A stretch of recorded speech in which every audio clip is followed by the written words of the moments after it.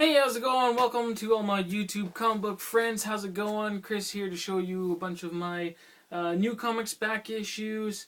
I even got one Atomic Age comic to show you, and I'm also going to add in a Strange cover for Captain Strange Life's contest. 2,000 subs, by the way. Congratulations to you, Hans. You definitely deserve every single one of those.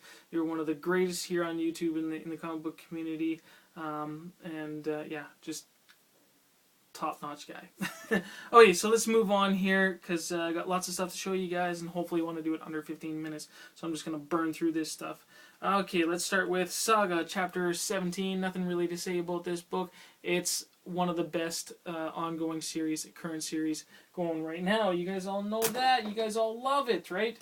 It's a good series. Don't fall over, picture. No, don't fall over. Okay, let's move on here. Spawn, issue number 239. What I like about this is the character Daniel Kilgore is back, which he had, about a 28-issue run in the series called Haunt. I don't know if that series is going to come back. I would like it to.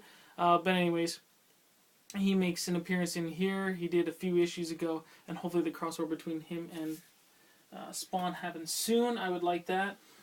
And two here for my wife. Issues 118, 119 of The Walking Dead. Of course, just like Saga, Walking Dead's a friggin' fine book. Really good show, too. Of course, you guys know I'm not caught up on that, too, but Nikki tells me it's friggin' amazing. Here we have issues number 24, 25 of the Superior Spider-Man. Just love that tongue-in-teeth. Superior Venom, actually, here, I should say. Just really cool. Love this storyline, and it's definitely building up to the Goblination story, and also the return of Peter Park in a couple of months. I think April or something like that. If you guys didn't already know, and it's this one. Spoiler: the return of the ghost Peter Parker happens in that one. Friggin' amazing. I love it. The Humberto Ramos artwork and the Dan Slott writing. Friggin' amazing. And I think Dan Slott's writing the Amazing Spider-Man that's coming out too. I sure hope so, because amazing job. But some Amazing Spider-Mans that are just crap, and I won't say much about them. Just stupid stories. That's all I gotta say. If you want to know more, just ask me in the comments. But yeah, I mean, if you read these, you know they're just stupid. Some good covers, but 700.2, stupid. 0.3, stupid. 0.4, stupid. Just a waste of money. If you wanted to read a good Peter Parker story, 700.5, these were a waste of your money for sure. But it was Amazing Spider-Man. I wanted to read something good from Amazing Spider-Man, and that certainly wasn't it. I wasted my money on those, that's for sure. Uncanny Avengers number 15, only getting it because of the Apocalypse Twins, which have the Four Horsemen Apocalypse, which one of them is Daken, and of course, Wolverine's in the book. Just got to get it for that particular storyline. Other than that, I'm feeling like it's a waste of my money as well, too. Some that, of course, a little bit better, but I certainly have some reservations about where this is going. Here's Wolverine, issue number 12, part 5 of 6 of Killable. And then the conclusion to that storyline, number 13, confrontation with Sabretooth at the end, and the alien virus that took away his healing factor is bartering with Wolverine at the end, basically, to let us in to you, and we'll give you back your healing factor, let us live inside you. We'll give it back to you. We might eventually take over the world again, but you'll get your healing factor back, Just trying to barter for their life or whatever, and Wolverine, of course, refuses, which will be leading into Wolverine number 1 next in February, and there's issues 1 and 2 coming out in February. Suit looks interesting. It looks a little more armorish, I guess, but kind of like the suit. But since I'm a Wolverine fan, I'm very analytical of the Wolverine stuff that comes out, and this is a very big game changer. So, I have my reservations where it's going to go, but hopefully they have something good about it. But I really do look forward to the return of Wolverine's healing factor as well. Okay, Savage Wolverine, issue number 13. Issue number 12 and 13 was this story on, poaching and ivory and rhino horns and all that stuff. And it involves this this herd of elephants that Wolverine had befriended years ago, and some of the members in that elephant group there, they get slaughtered, and of course that sends Wolverine into a frenzy, and so it involves Tiger and Madripoor. So that's great to throw it back to that kind of stuff, back to Madripoor. But also, this book, this storyline, just kind of reminded me some of the awareness from the 90s when I was reading a lot of the Ninja Turtle Archie comics or some other comics. There was a lot of environmental and animal rights awareness in the 90s there. So this one kind of threw me back to that as well too, and I really enjoyed it. Savage Wolverine issue 1, issue 14 point now, issue 14, I don't know what the hell to number this thing, but so besides the wonky numbering here, Savage Wolverine, this book here is really great. Richard Eisenoff was one of the persons who worked on the original Origin comic book, so the presentation, the art of this thing is just beautiful. Storyline, Wolverine, in the beginning he has a run-in with some RCMP, and so I like that, having anything connecting Wolverine to Canada. That's really awesome. And so there's like these these booze runners. Wolverine is trying to help get some alcohol into this dry town, and then they eventually have a run-in with some other booze runners, and a lot of trouble happens. Some people that Wolverine cares about gets hurt, and you guys can all go, imagine what happens from there. When somebody hurts someone that Wolverine cares about, what's going to happen. So there's that. Then let's move on here. This is a great book. Got a few variants for it. Love the acetate cover. Origin 2 number 1. I'm not going to take it out to show you, but yeah, beautiful acetate cover. So you fold it open, and then you'll just see the wolves, and you'll see a pair of eyes up in the clouds here, which would be Mr. Sinister's, and he takes the form of a wolf in this book, and you get the idea that he causes a lot of crap in this book, and there's a run-in with a wolf pack and a bear. It's pretty crazy. So Wolverine's kind of been happy living with this pack, I guess, for quite a while, and Mr. Sinister is there to stir things up.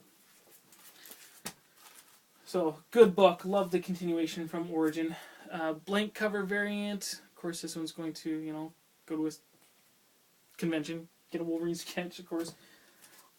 A nice minty fresh copy here of the Deadpool variant. Just got it because it came in with the the pack that I bought, the lot that I bought. So I might sell this one because I really don't care about Deadpool that much. So, but a really great variant here is the Scotty Young variant, probably one of the most popular variant cover artists in the last year or so. So there's Wolverine sitting on a stump picking his nose with his bone claws. Nothing much to say, but it's written by Aaron. Friggin' great series. Wolverine and the X-Men, number 39. Amazing X-Men, number 3. Basically, the return of Nightcrawler. That whole storyline. Now on to some back issues, too. Oh, first, before that, I'll show you this. Tri-pack, for those that care, I guess. But anyways, the tri-pack of Aliens. Alien 1, 2, 3 on DVD. That was a nice throwback. I think I got them for each movie on sale. It came out to less than $2 for each disc, so that was kind of cool. But also here, if you never read the original story of Origin, here's this Marvel Knights motion comic. Same artwork, of course, by the original book, but this DVD, and it goes in this episodic, movie. It goes right through the entire Wolverine comic book. Origin comic book. That's really awesome. I like that. So before I started reading Origin number 2, instead of pulling out my issues of Origin, I loved it. I just, watched the movie. It's great. I really enjoyed it. Okay, back on. Okay. Back issues. I think I've got issues. Wolverine Encyclopedia, volume number 1. Nice Adam Kubert cover there. I like that, showing the adamantium skeleton underneath. volume number 2 of Wolverine Encyclopedia. Badrock and Wolverine. Ghost Rider, Wolverine, Punisher. Neat about this one, cover front and back has gatefold, so it folds out into a giant like 4-page cover. It's kind of cool. Wolverine, Marvel Spotlight, Wolverine front and center in 2009. Dark Claw, issue number 1, which the character is an amalgamation of Batman and Wolverine. What If, one-shot, Spider-Man versus Wolverine, and as I recall in this storyline, it did involve the death of Ned Leeds, one of the Hobgoblins back in the day. Nightman versus Wolverine, crossover with Malibu Comics. This one I think will be a good read too. This is issue 1 of 4 of Iron Fist and Wolverine, The Return of Kunlun. Deathblow and Wolverine, issues 1 and 2. Chapter 5 in the Devil's Reign crossover between Marvel and Top Cow / Image. Wolverine and Witchblade. An incredible, awesome back issue here. DC Comics, Kamandi, The Last Boy on Earth, number 30 here in some nice Mylar. And so that brings me up to a total of 30 Kamandis. So I have 1 through 30, and I have actually a giant-sized as well, too. Okay, here's this one. I got this one because of Tim Howler-Mouse. In a podcast, he mentioned about Wolverine coming back from a drop of blood, and this is that issue. So all I got to say about this one, yes, he does. There's a death of Wolverine. Wolverine does come back from a drop of blood, but there's a twist ending too. So interesting. If you want to know more about that one, just leave me a comment below, or I'll talk about it in a later video. Okay, the last 2 things here, back issues. Let's talk about my Golden Age, or if you can break that down further, Atomic Age comic book here. And it has something related to my personal life, I guess, in a way. Here is 1953 copy of Judo Joe. You can see there's still a little bit of nice gloss on the cover. It's a low grade. It's actually a lower grade than the copy I already have. But these are pretty rare to come by, and so I pick them up, and it was great. It was under $10. The grade is about a 1.8, so it is a low grade, but most of that damage is all to the cover. A lot of chipping, breaking. This one, the staple, like there is nothing holding this particular the cover to the staple on this one. This one, it's holding together all the way around, but yet there's a lot of chipping and some tearing around, so that's pretty brittle. You know, a lot of chipping around top and bottom. But still, for a comic book, I think that's fairly rare, and from, 1953, like 61 years old comic. Yeah, I think it's in some pretty good shape too, so definitely had to pick that one up. So I got it out of the, look at that, here's showing a judo tosser. Yeah, so I'm going to do the proper preservation to this one, flatten out whatever I can, push down the pieces that are, torn up or folded or whatever, press it how I like it, and get some microchamber in there and some Mylar, and definitely preserve this one really well, since the ends there are pretty brittle. Don't want that cover falling off. There you go, there's my new. So now I have 2 of these, 2 Atomic Age comics. Other than that, I think the next comics I have are in the 60s. So this is one of my oldest comics. Okay, last here, just to finish it off with you guys, the Captain Strange Life contest entry. Here's a cover by Ramita, and this was a special comic that was produced in cooperation with the National Committee for Prevention of Child Abuse, and I think this kind of cover, this kind of topic would be pretty taboo in today's society. You would never really see this kind of stuff, in society. Anyway, so right here, strangest cover I have. I don't have very many, but anyways, here it is. This chick right here, she's about just to, bitch slap this girl right on the front cover, and it says here, "You're so pretty, I hate you." You know, and I thought that was just, that's really strange to me. It's really weird, and for today's society, that would be pretty taboo. And then down there, this is, "Quit your crying, you baby.